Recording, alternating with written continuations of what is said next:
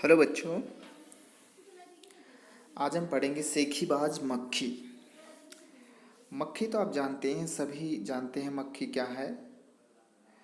जैसे ये है मक्खी, ये मक्खी है, ठीक है। आप सब भी जानते हैं मक्खी तो, लेकिन सेखीबाज क्या होती है? सेखीबाज का मतलब होता है जो डींग हाँकता है, मतलब बहुत ज़्यादा बातें करती है, अपनी बातों के आगे किसी और की बातों को आने ही नहीं देते, सुनते ही नहीं है किसी और की बात। मतलब जो बहुत ज़्यादा बातें करने वाले, डींग हाँकने वाले को बोलते हैं सेखीबाज। तो इस कहानी को हम पढ़ेंगे लाइन टू लाइन और उसको समझेंगे। इसके बाद आप क्या करेंगे, आपको भी इस कहानी को पढ़ना है। शुरू करते हैं। तो आइए शुरू करते हैं। एक था जंगल, एक क्या था, जंगल था। उस जंगल में एक शेर भोजन करके आराम कर रहा था। इतने में एक मक्खी उड़ती उड़ती वहां आ पहुंची। शेर ने 2-3 दिनों से स्नान नहीं किया था, इसलिए मक्खी शेर के कान के एकदम पास भिन भिन भिन करने लगी। शेर को बहुत मुश्किल से नींद आई थी। उसने पंजा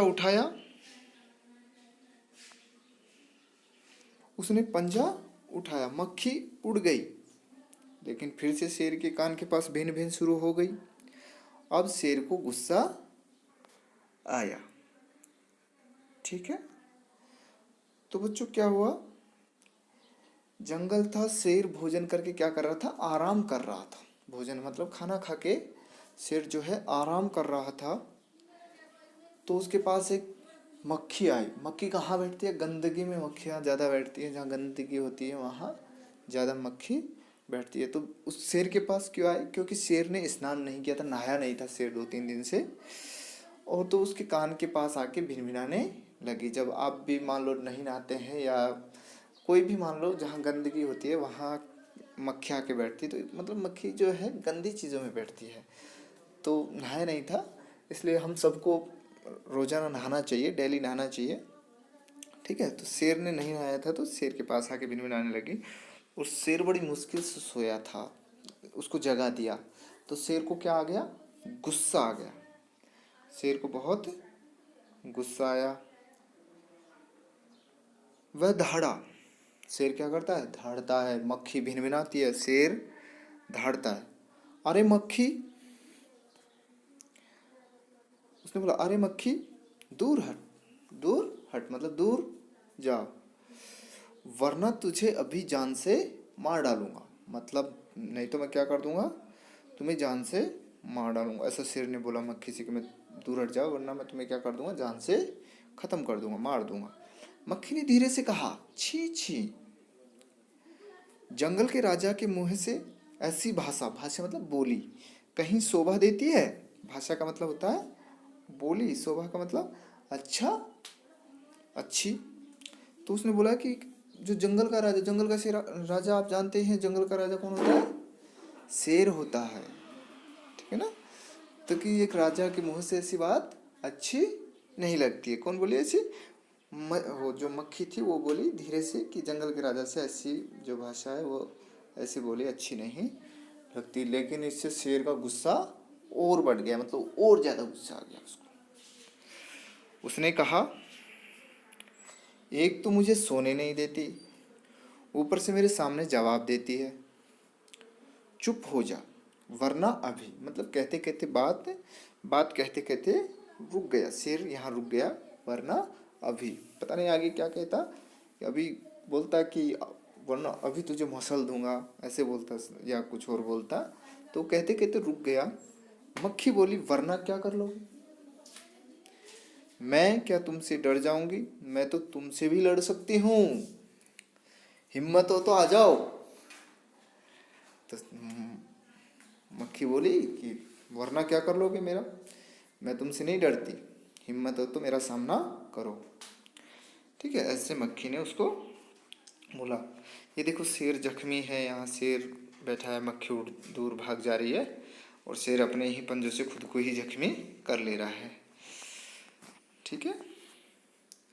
शेर आग बबूला हो उठा। शेर क्या हो गया, आग बबूला। आग बबूला का मतलब होता है बहुत ज़्यादा गुस्से में हो जाना, मतलब पूरा शरीर में गुस्सा ही गुस्सा भर जाना। उसके कान के पास पंजा मारा। उसने क्या किया? उसने कान के पास पंजा मारा। किसने मारा कान के पास पंजा? शेर ने मारा। और शेर का पंजा जानते हैं, पंजा का मतलब क्या होता है? पाँव होता है। तो उसने अपना जो पंजा होता है वो किसके पास मारा? कान के पास। क्यों मारा होगा? क्योंकि मक्खी कान पे बैठ गई। मक्खी तो उड़ गई लेकिन कान जरा क्या हो गया? छिल गया। मतलब शेर के नाखून बहुत तीखे होते हैं, पैने होते हैं, नुकीले होते हैं, तो उसके कान छिल गए। ठीक है। फिर वापस मक्खी उड़कर शेर की नाक पर बैठी तो उसने मक्खी को फिर पंजा मारा, लेकिन फिर मक्खी उड़ गई। ठीक है। लेकिन इस बार क्या, जब पहले कान छिल गए, अब की बार क्या छिल गए? नाक छिल गई। मक्खी कभी शेर के माथे पर बैठती, कभी गाल पर बैठती, तो कभी उसकी गर्दन पर बैठती। ठीक है। शेर पंजा मारता और खुद को घायल करता। घायल मतलब जख्मी, खुद को चोटिल करता। शेर पंजा मारता तो खुद ही चोट लग जाती खुद को ही। मक्खी तो फट से उड़ जाती, मतलब जल्दी से उड़ जाती, लेकिन शेर क्या हो जाता था? घायल हो गया। ठीक है, मतलब चोटिल हो गया। अंत में शेर उब गया। शेर उब गया। उब जाने का मतलब होता है परेशान होना। अंत में शेर क्या हो गया? उब गया, थक गया, मतलब परेशान भी हो गया और उसका मन भी बेकार हो गया उस मक्खी से। और अंत में उससे पीछा छुड़ाने के लिए बोला कि मक्खी बहन, अब मुझे छोड़ो, मैं हार गया और तुम जीती, बस कि बस करो, अब मुझे छोड़ दो, मैं अपनी हार मानता हूँ, तुम जीत गई, मान लिया। मक्खी घमंड में चूर चूर हो गई।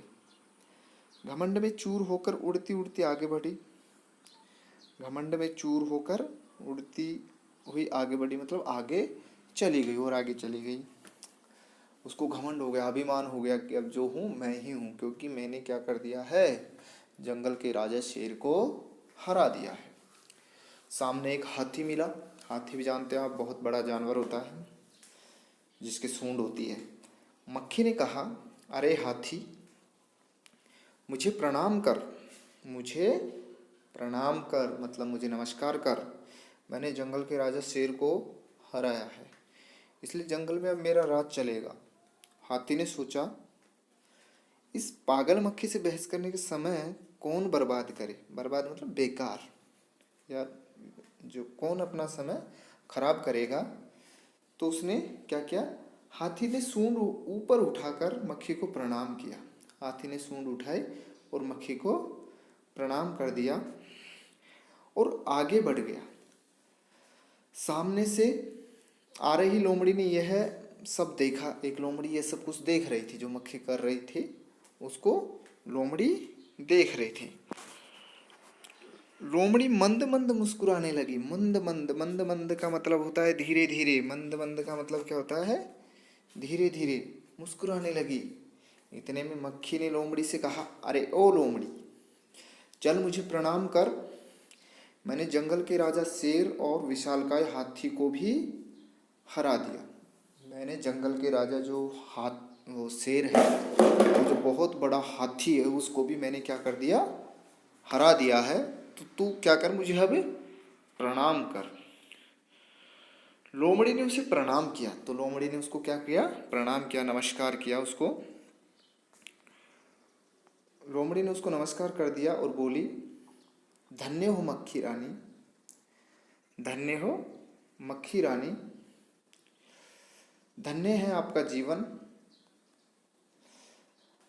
और धन्य है आपके माता पिता। धन्य का मतलब होता है भाग्यशाली, मतलब आपका जीवन भी भाग्यशाली है और आपके माता पिता भी भाग्यशाली हैं कि आप उनके घर में हुई। लेकिन मक्खी रानी, मक्खी क्या बोला? मक्खी रानी।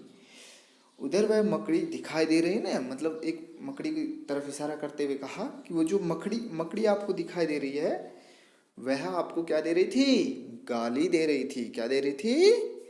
बताओ बच्चों, गाली दे रही थी।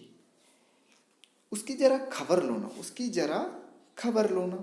अब खबर लेना का मतलब होता है सजा देना, बोलते हैं ना कि उसको आने दे फिर तेरी खबर लेते हैं, ठीक है। तो सजा देना मतलब कोई कार्रवाई करना, किसी के खिलाफ कार्रवाई करना।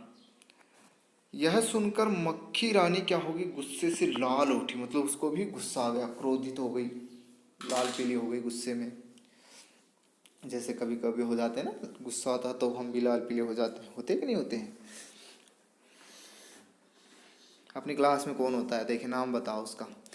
मक्खी बोली, उस मकड़ी को तो मैं चुटकी बजाते ही ख़त्म कर दूंगी। चुटकी बजाते का मतलब बहुत जल्दी, चुटकी बजाते का मतलब कि जैसे कोई काम होता है ना कि ये तो मेरे चुटकी बजाते ही ख़त्म हो जाएगा, चुटकी बजाते हो जाएगा काम, तो मतलब बहुत जल्दी ये काम हो जाएगा। तो उसने बोला कि चुटकी बजाते ही मैं उस मकड़ी को ख़त्म कर दूंगी। यह कहते हुए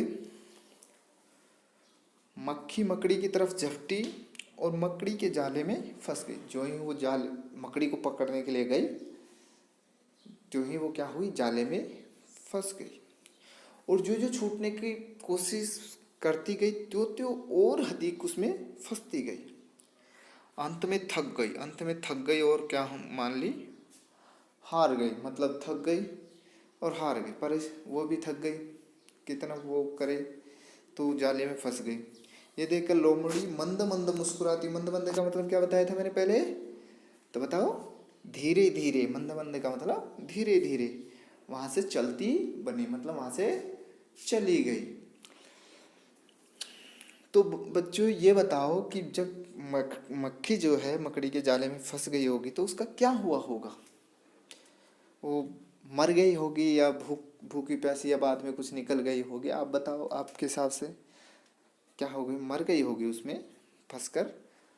और तो इस कहानी से हमें क्या शिक्षा मिलती है, इस कहानी से हमें यही सीख मिलती है कि हमें किसी भी बात का, किसी भी चीज़ का घमंड नहीं करना चाहिए। कभी भी किसी बात को लेकर हमें घमंड नहीं करना चाहिए, घमंडी नहीं बनना चाहिए। ये नहीं सोचना चाहिए कि जो मैं ही हूँ कुछ, सब कुछ, बाकी कोई कुछ नहीं। तो ऐसा हमें नहीं सोचना चाहिए, घमंड कभी भी नहीं करना चाहिए किसी भी बात को लेकर या किसी भी चीज़ को लेकर कि मेरे पास तो ये है, मेरे पास ऐसा बैग है, उसके पास ऐसा नहीं है। तो किसी भी चीज़ को लेकर घमंड नहीं करना चाहिए, ठीक है। इस कहानी के लेखक जो हैं हमारे हैं योगेश जोशी। मतलब ये कहानी किसने लिखी है, योगेश जोशी ने। तो बच्चों आप सभी को ये चैप्टर पढ़ना है, अच्छे से पढ़ना है। कल इसका हम जो कठिन शब्दार्थ हैं और ग्रामर और प्रश्नोत्तर करेंगे। धन्यवाद, आपका दिन शुभ हो।